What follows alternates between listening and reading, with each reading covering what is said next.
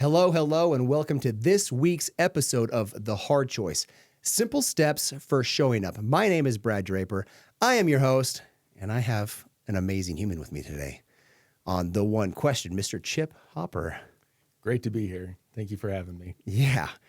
So for those that know, the premise of this episode in this series is to go around a specific topic. And the reason I brought Chip in is Chip is a very particular human. Everybody seems to know Chip. And everybody has a particular understanding on what they're going to receive when Chip shows up through the door. And that's what I really wanted to talk to Chip about today was personal branding. And it's interesting how he started this topic originally. So first, tell us a little bit about yourself, a little bit about your background, and then we'll get into that. Yeah, fantastic. Chip Hopper, I've always loved storytelling. I've been known as the Book Jedi for many years, and I love helping people tell their stories. So I've written with a lot of celebrities, a lot of athletes, and for 20, 30 years I've been doing books, and I don't have my name on any of them. So when it talks about brand, right, I'm building other people's brands and other people's influence primarily. But I grew up reading. I've been a huge reader, avid reader most of my life. I've read a book a week for over 25 years and spent a lot of time as an executive in marketing and strategy. And all those things coming together really helped me with building influence as well. So that's, I've kind of been Oz behind the curtain in a lot of those scenarios. Yeah. And how has that molded who you are today? Wow, that's a big question. Our lives are defined by the stories we tell, and the only me that exists for me is here, right? The me that you know is a different person. The me that your wife knows is a different person. So when you can come to accept that the only you that matters to you is you, right? Like, am I spending my life trying to be a different you to you, or do I just focus on my own perception of me, right? And I mean, obviously you want to interact and you want to have these communications, but our lives, you can manifest just about anything into your life just by the way you look at life and the way you approach life. So that is definitely impacted me because I can go into events and activities and write the story of what it's going to be.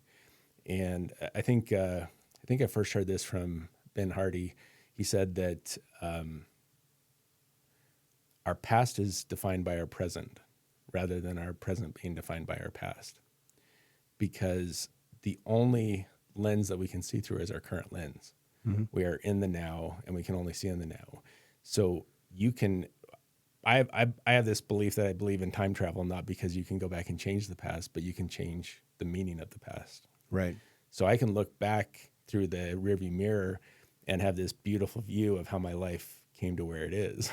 But I tell you, in those moments, I was like, I don't know where I'm going sometimes, right? And it's just about taking that next step forward. Absolutely. I love that. And I don't view time linearly. Yeah. I view time as one circular round. Mm-hmm. I'm very Christian-based. I'm very religious-based and spiritual-based. And so I'm always asking what caused what. Whenever I'm talking to clients, is what triggered what event? The event sitting here now with Chip Hopper, is that what triggered you and I to meet some months ago? Or was it some months ago that triggered now? Or what happened in between? Or a future event that has yet to occur that has already occurred, but we haven't passed that point in time yet, but we've already been there, which is why we have deja vu.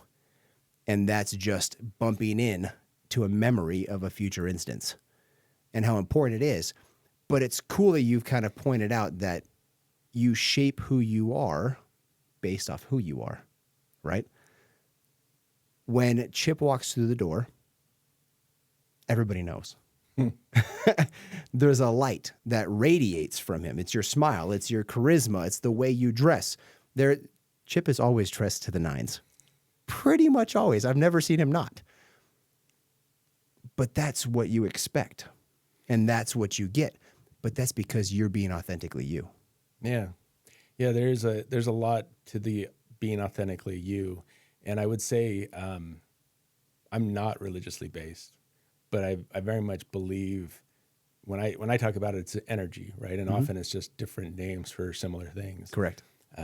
But if you look at energy and our beliefs of energy now, energy is never or neither created nor destroyed. It just transforms what it is.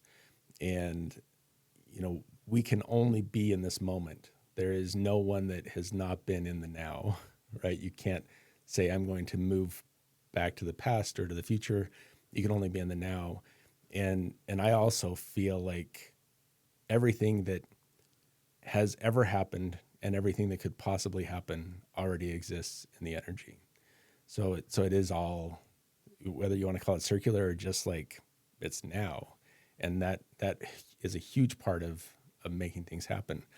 What's interesting about you talk about me being dressed to the nines, right? And like I've done that picture where it's like you put your picture with you 10 years ago, and it's so different for me that it's almost unrecognizable. And in fact, one of the stories that I'm writing is, and I guess I'll tell it here because There you go. Why not? we'll see who knows. But it's a sixth sense kind of reveal. So forget this when you actually get the book. But the whole premise of it is taking myself from 10, 15 years ago and putting it in the same space as myself now. And both of those individuals would look at the other as if they, I mean, so different as it would be like, I would look back and I see someone that was, very focused on a religion, very, married, 4 kids, all those things, the corporate job, and just like unhappy, right? But my past self would look at the me now and would be like, wow, divorced, running his own businesses, like, and he would just go down the list and he would be, I could see both of us looking at the other person with not really a full understanding of where they are. So the premise of the story is that these two get thrown into the same space and time and start out kind of opposed to each other. And it comes out over time that they're actually the same person. But the reason I bring that up is because when you talk about the way that I dress, that was a shift in mindset for me. That's what it was. I was actually at an event several years ago, and I was with a gentleman, and he had on a little fedora, and it looked really good on him. I'm like, and just kind of half joking, I was like, man, one of these days I'm going to be cool enough to wear a fedora. And he's like, that's the thing about it. Just go get a fedora and put it on. Right. And I was like, I mean, it's so simple, but it is so real. And much of what I wear today, I wasn't even wearing 6 months ago, a year ago, maybe a little more now. Time is one of those things that shifts around, right? But I was actually gifted a shirt from one of my friends that passed away. His wife had a celebration of his life about a year after his passing. And she said, I feel like he wanted you to have a couple of these shirts. And I was like, whoa, these are loud for me. Like I'm like blues and greens and solid colors. And it sat in my closet for several months before I actually wore it. But when I put it on, I felt some of him in that, but also just this authentic part of me that I had been not stepping into, right? And the more that you can just step into your authentic self, the more you just start to align with that. I spent much of my life trying to be the person that I believed other people wanted me to be. I was married for 21 years in a marriage where I constantly was trying to be who I thought she wanted me to be, which, I'm not right about, right? You're never right about that, but was I living for someone else or was I living for myself? And Absolutely. that makes a huge difference.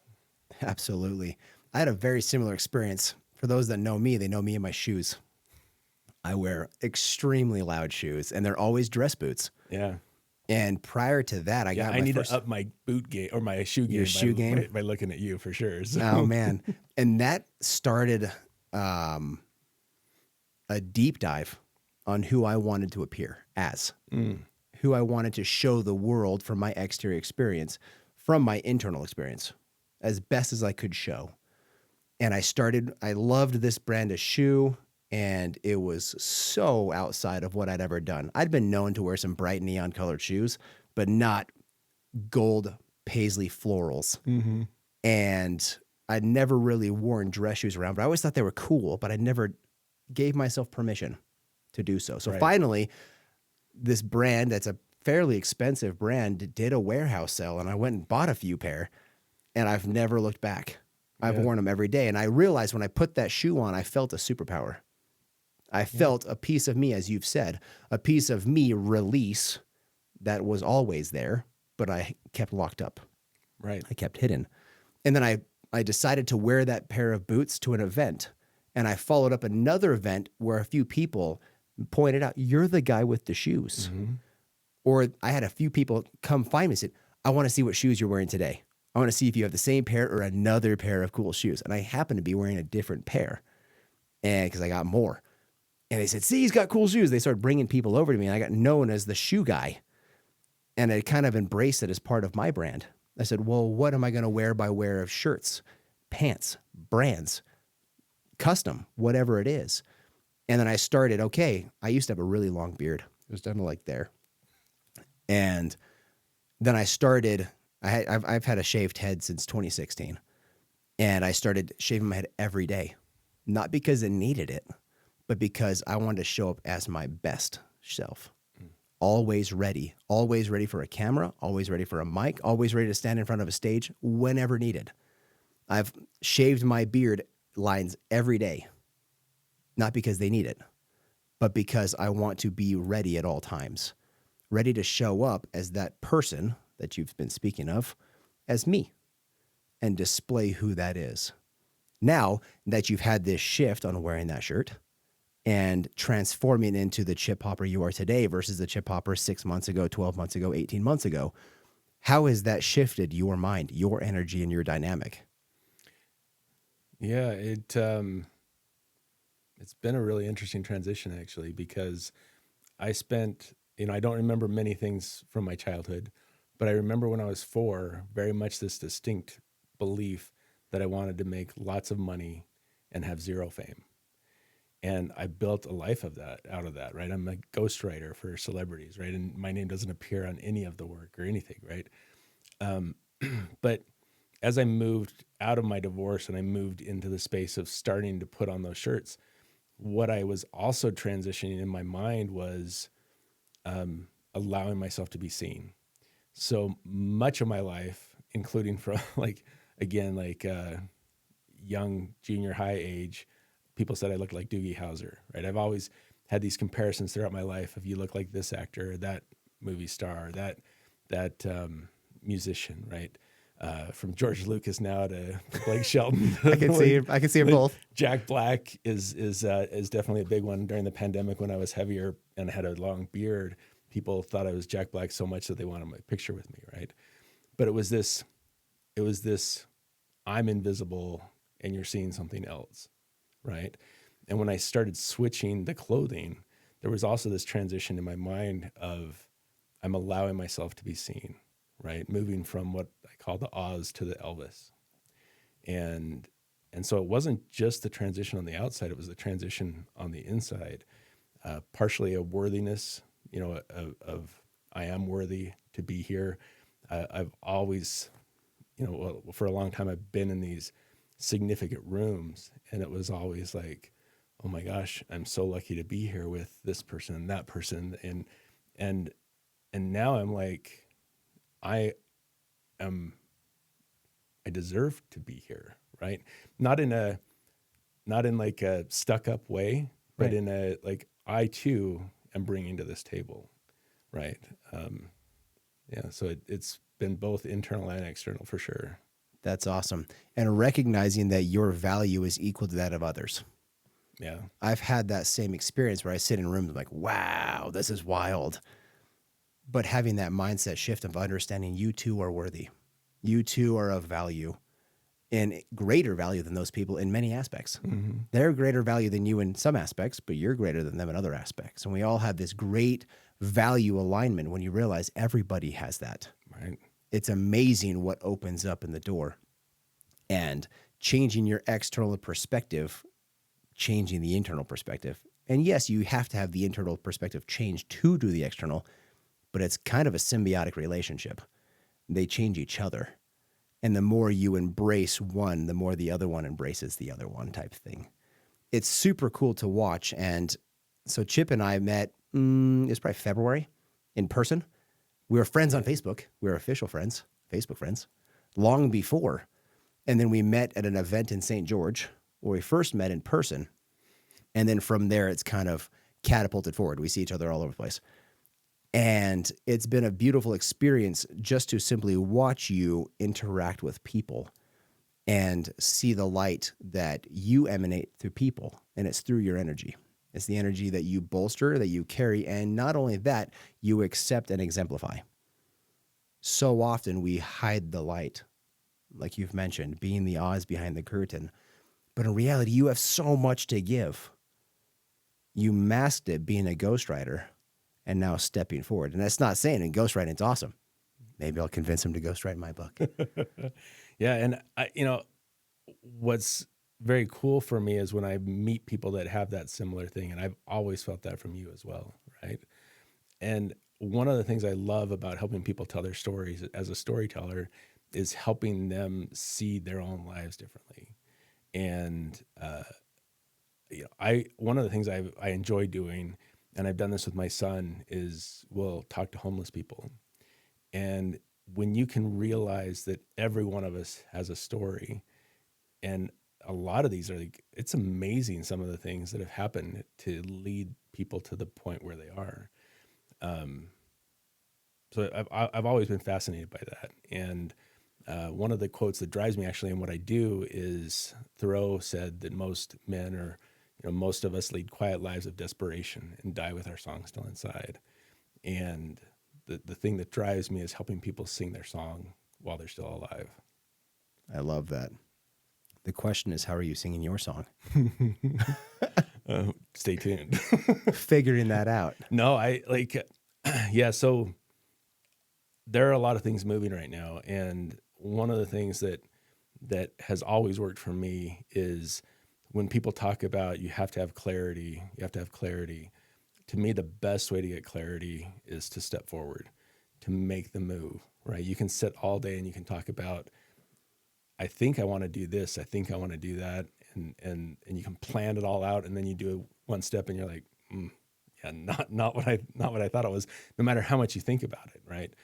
I had 30 jobs before I was 30, from being a licensed optician, 1, 2, to a financial advisor, to, working in the backcountry of Yellowstone, to shoveling soap, to working fast food, to, grocery stores. Like, I did all of these jobs, and each one of them I said, okay, I like this part of it and I don't like this part of it.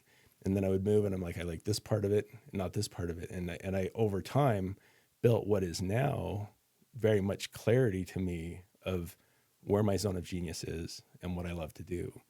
And so that to me is one of the best things you can do, is just take action. Right. Mm-hmm. I once did a podcast episode on that first step is the most important step, because that step is your directionality step. It tells you, are you going in the right direction or do you need to pivot? Until then, you have no idea which way you're facing. But it's that directionality, much like a GPS, that once you take the step, all of a sudden the GPS, the gyroscopic and the GPS, it's like, okay, this is the way you're going.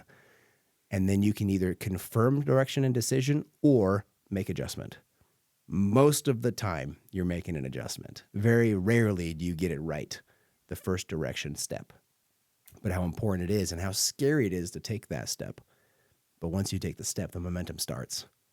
And when momentum starts, Big Mo, there's nothing stopping that train. So in the last few minutes of this episode, what is the first thing that comes to mind that you can share with the audience? Because naturally, the most important thing will be the first thing that comes to mind. Well, I guess the thing that I would want to share here is, and everyone is talking about AI, right? But I don't know that some of them are quite understanding what's shifting here. And so one of the things that when I'm doing storytelling and I'm talking to people about telling their story, one of the most important things you can do is consider how am I being known by AI? So when I work with my clients now, I want them asking ChatGPT, who is Chip Hopper? Who is Brad Draper, right? And there are ways that you can start to influence the AI to know who you are. So when you talk about who do I know, who knows me, well, one of the ones that you want to know you is AI. So get familiar with AI. When you're talking about brand, get AI to know you, to know your brand, to know what's important to you, because what you ultimately want is for when someone asks a question to AI, for AI to think of you as the answer for that particular question. I love it. That's awesome. So where can they find you on social media? At Chip Hopper on just about every platform: Instagram, TikTok, Facebook, LinkedIn. Perfect. And they'll be in All of them. they'll be in the show notes. I'll put the links in there. Yeah. You can find me, Mr. Brad Draper. Have this conversation with your friends, your family. Keep this show going. Keep the conversation rolling and share this with people that you feel need to grow in these individual spaces. So like this thing, subscribe to it, download it for future listenings. Until next week, we love you guys. Bye.